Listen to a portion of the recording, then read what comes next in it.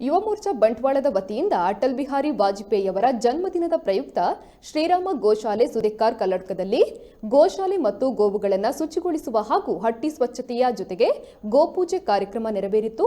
ಸೇವಾ ಕಾರ್ಯಕ್ರಮದಲ್ಲಿ ಬಂಟ್ವಾಳ ಯುವ ಮೋರ್ಚಾ ಅಧ್ಯಕ್ಷರಾದ ಪ್ರದೀಪ್ ಅಜ್ಜಿಬೆಟ್ಟು, ಜಿಲ್ಲಾ ಯುವ ಮೋರ್ಚಾ ಪ್ರಧಾನ ಕಾರ್ಯದರ್ಶಿಗಳು, ಜಿಲ್ಲಾ ಕಾರ್ಯಕಾರಿಣಿ ಸದಸ್ಯರು, ಉಪಾಧ್ಯಕ್ಷರು ಹಾಗೂ ಕಾರ್ಯಕರ್ತರು ಉಪಸ್ಥಿತರಿದ್ದು ಸ್ವಚ್ಛತಾ ಕಾರ್ಯಕ್ರಮದಲ್ಲಿ ಭಾಗಿಯಾದರು.